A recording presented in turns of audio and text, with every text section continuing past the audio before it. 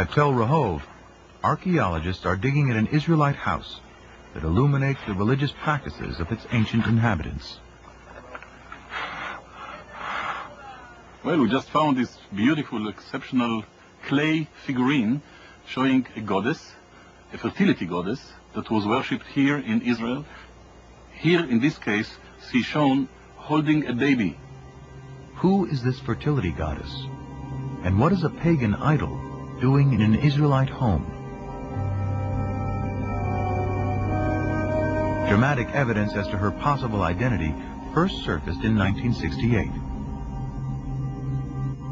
Bill Deaver was carrying out salvage excavations in tombs in southern Israel when a local brought him an inscription that had been robbed from one of them. When I got home and brushed it off, I thought I was going to have a heart attack. Executed in clear 8th century script. It's a tomb inscription. And it just gives the name of the deceased, and it says, "Blessed may X be by Yahweh." That's good biblical Hebrew. But it says by Yahweh and his Asherah. And Asherah is the name of the old Canaanite mother goddess. More inscriptions associating Yahweh and Asherah have been discovered, and thousands of figurines unearthed throughout Israel. Many scholars believe this is the face of Asherah.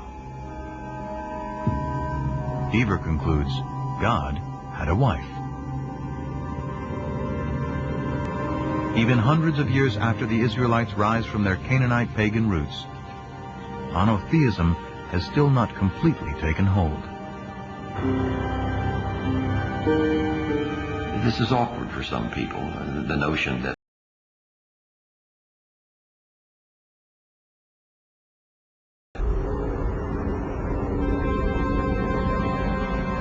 the Bible admits the Israelites continue to worship Asherah and other Canaanite gods, such as Baal.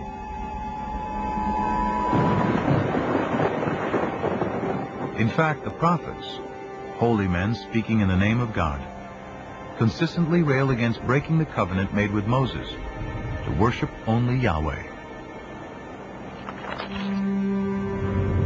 The more I called them, the more they went from me.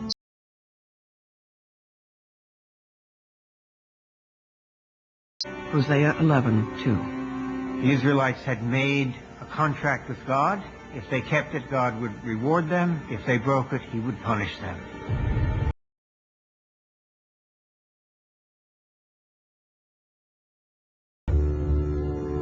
Events seem to fulfill the prophet's dire predictions.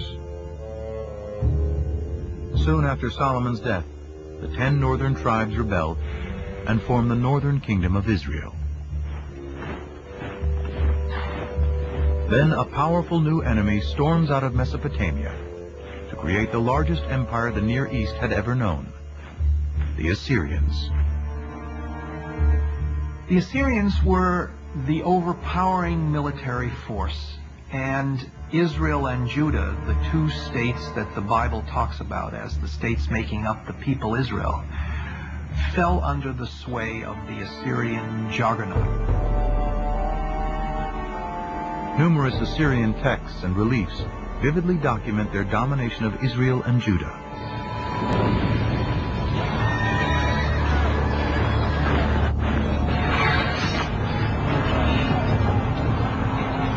In 722 BC, the Assyrian army crushes the northern kingdom.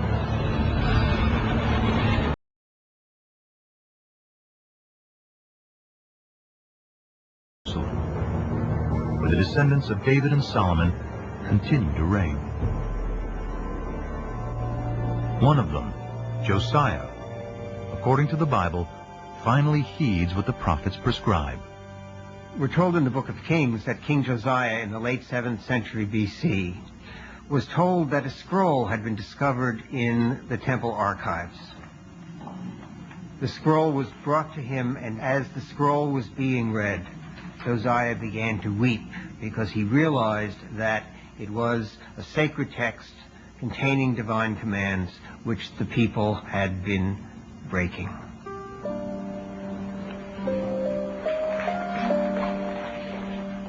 Scholars believe that the Lost Scroll is part of the 5th book of the Torah, Deuteronomy, a detailed code of laws and observance. It inspires another group of scribes in the 7th century BC, whom scholars call the D-writers.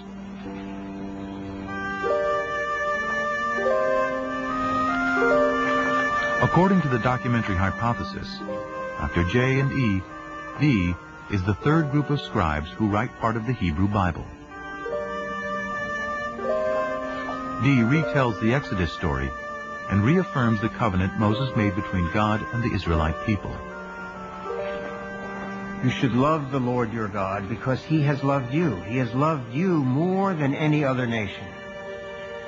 So the divine love for Israel requires a corresponding loyalty to God, an exclusive loyalty to God. And Deuteronomy, more than other parts of the Bible, is insistent that only the God of Israel is to be worshipped. To enforce the covenant, Josiah orders that idols and altars to all other deities be destroyed. The book of Deuteronomy contains the clearest prohibition of the worship of other gods, the 10 Commandments. I am Yahweh, your God. You shall have no other gods before me. You shall not make for yourself an idol. You shall not bow down to them or worship them. Deuteronomy 5:6-9. The 10 Commandments appears in 2 books of the Bible, in Deuteronomy and in Exodus. It is not only a contract with Yahweh, it is also a code of conduct between people. The revelation of the 10 Commandments is an ethical revelation.